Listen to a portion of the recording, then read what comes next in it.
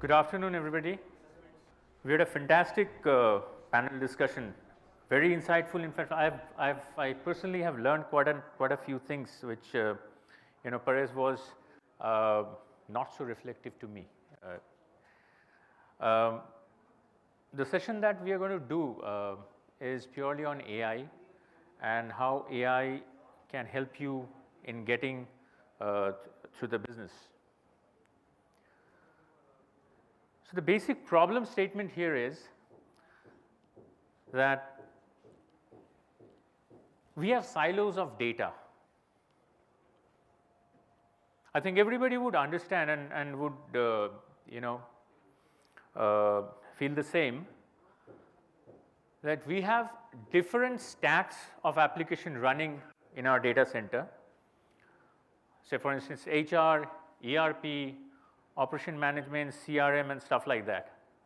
But the problem is that they are individually running in a stack and that they are not connected. So that's one of the problem. Second is the entire approach so far is reactive. The entire approach is reactive. Because we have silos of data coming in, we have to interpret it ourselves and then we take it forward. And the third is, of course, like I said, we have to interpret it ourselves. So the entire scale is manual, right? Now having understood this problem statement, how do we solve it? So this is how we are trying to understand is. So we are trying to make the data unified. So we have different applications running and we are trying to create a big data lake. So this AI model that we are talking about is helping us creating this data lake, and data being the base of the entire structure that actually generates the entire ecosystem into a complete data store, and we are trying to connect this entire data store with the different models that we are developing. It helps in proactive decision making. You remember in my previous slide we indicated that the decision is reactive. We are making it proactive decisions here. And of course, with AI, we are trying to make it automated operations. So the three things which we are bringing into place is that unified data, which is forming the data lake, the internal structure of it, proactive decision making, which is helping me take decisions, and the operations is getting automated. The AI practice. Now we have understood and we have learned number of AIs, I mean the ChatGPTs and so on and so forth. So I'm not talking about all those AI models that we have. It's important that we structure our AI in a way where we can create a predictive intelligence, we call predictive AI. We have vision AI, and of course we have got agentic AI. We are aware of all these AI models. But how are we getting them work for us for an enterprise engagement is something which is important. And that is where the consultative approach to AI comes into picture. In morning somebody was asking me that how do we decide as to what application we have to put in AI and what is the outcome of that AI. So it's very important to figure out what AI model do we use and what do we do with the outcome of data that we have once we run that AI model. Creating the model is not difficult, but using it in a right place and what application do we put into AI is important. So the management may come back to you as a CIO and come back to you and ask the question that, why can't we adopt AI? Fantastic, we can adopt AI, but what exactly do we change? What processes do we bring into AI so that it can benefit the organization? So we get into the predictive AI. It's a fantastic piece of AI where we are actually drilling deep into data, the data lake that we created, and we started predicting the outcome of that particular AI model that we have developed. So basically, this helps you create a predictive environment. Say for instance, we have demand forecasting as one of the things that we can talk about. Earlier, this entire process used to be done manually. We can create a stack where we can create a demand forecasting model. So demand can be forecasted over a period of certain time, putting into effect the different kind of inputs that the organization, see, each organization have their own kind of a setup. So depending on the kind of organization they are, the demands can be predicted, they can be forecasted using AI data model. Predictive maintenance. So this is basically for the manufacturing organization. So you've got a in a production line. What is the optimum maintenance time, or when do you have to maintain? See, we are not overdoing it, we are not underdoing it. Finding out the optimum level of maintenance and optimum time of maintenance is important for us. So that predictive AI is going to help us do that complete thing.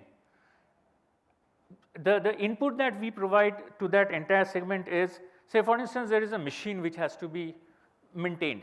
So the OEM has some data which can be ingested into it, the organization's behavior has to come into it, the machine usage time also gets into it, and there are standards, industry standards, which can also be taken into, and this maintenance output can be predicted. So that is one of the things that we are into predictive AI. Inventory optimization, again a predictive use case of predictive AI. Inventory optimization can be used by multiple organizations across. It can be a retail organization, looking for stocking of their data. It can be a medical chain, they are multi-location organization, multi-location data, stores. So inventory optimization is one of the things that can be, that's classic example of predictive AI. So coming back to the second pillar of AI is the vision AI. Another interesting area where we take feed from the cameras and we provide output of the camera input that we are taking. So quality detection is one of the areas where we can use vision AI. Now, this is an important element because we have seen it multiple times that there is a process line which is happening. So supposingly it's a bottle manufacturing plant. They can actually detect the faulty bottles and then they can extract it out of the production chain.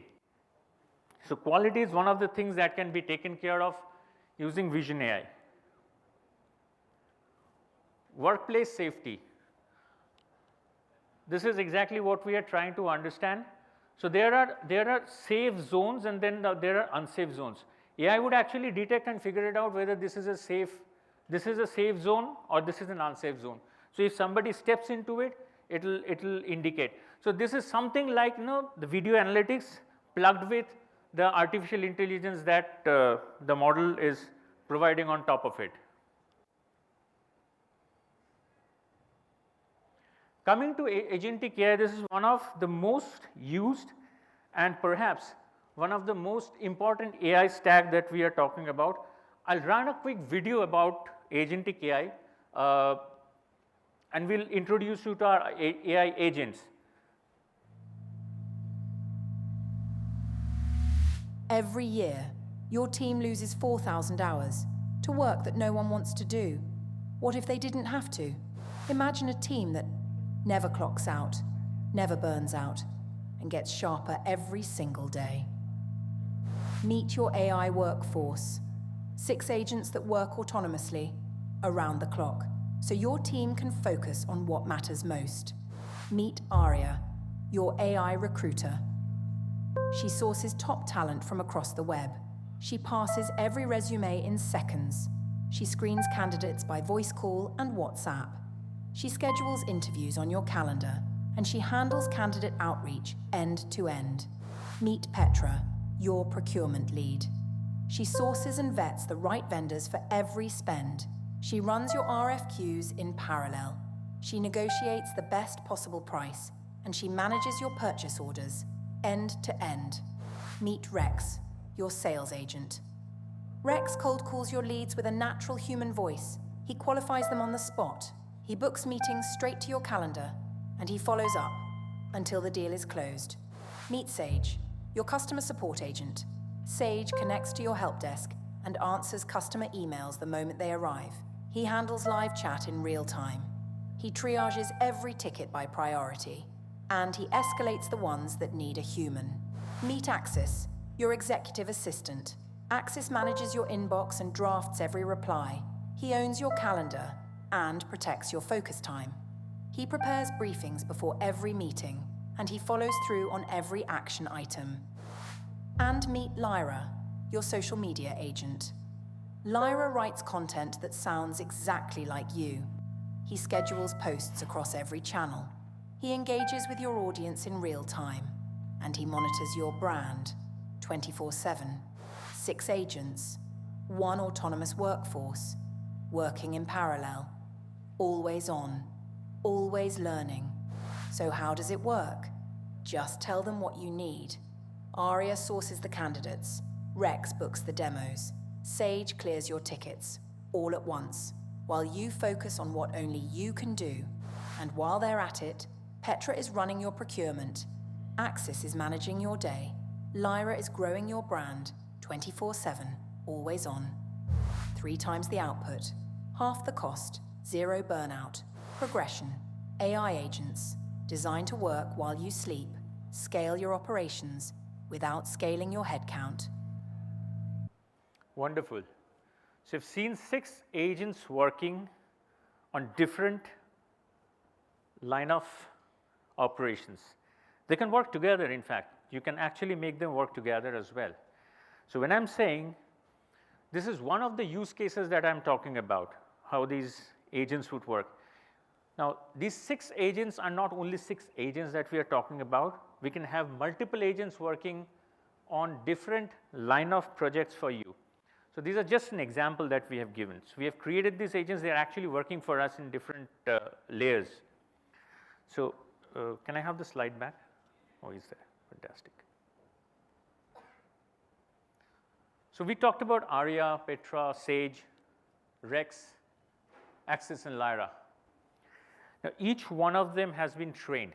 The better you train these agents, the better they work. They start working. And the interesting part of the story is that, like I said, that there is no burnout.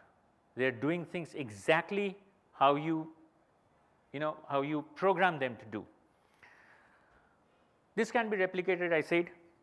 So what is happening is that you can start detecting your exact line of requirements. Say, for instance, where will you put the agents maybe, or what kind of AI processes that you want to pick. So what is happening here is that as an organization, we meet you, we sit with you, we understand your line of business, and then we help you detect the kind of project or the process that you want to put under AI. So like I said, AI adoption is, it's basically an adoption mode. There are cases which are happening. There are live examples which are in place.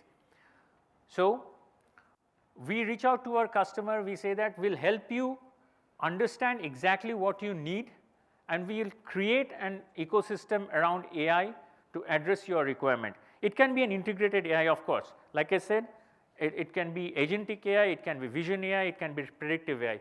All these 3 set of enterprise AI can work together and give you the desired output. This is how it works actually. One agent, complete ecosystem. So one agent sitting out here can actually integrate with multiple different tools and multiple different ecosystem to scrape out the requirement. Say for instance, the HR agent can actually run through the complete set of resumes. They can do a behavioral analysis of the person, of the candidate, going into social media, figuring it out how he's responding to different kind of situations. So you get a mental map of the person that you wanted to hire. So such kinds of agents are already there, and people are actually using it. So now coming back to what progression does. So we talked about the AI thing. On a larger scale, what progression does is, somebody who have attended, came early in a pre-lunch period. I talked about how when you have these agents, or maybe when you are dealing with this AI ecosystem, you must have an environment which can support this entire ecosystem. This is completely dynamic. The setup of AI is completely dynamic. So, you have to have a huge amount of data. So, AI works well when you have a huge amount of data set, because that's how the model will start learning. So, your data is dynamic. So, how would you address that data set? Probably cloud can help you. So, cloud environment can help you build up that dynamic ecosystem, the scalable ecosystem. You ingest data, you have multiple servers running in parallel. So, cloud can actually help. So, we have got enterprise cloud, which is a private cloud environment. We have a public cloud environment called Neon Cloud, which is parallel to AWS, Azure, GCP, working on a same pattern.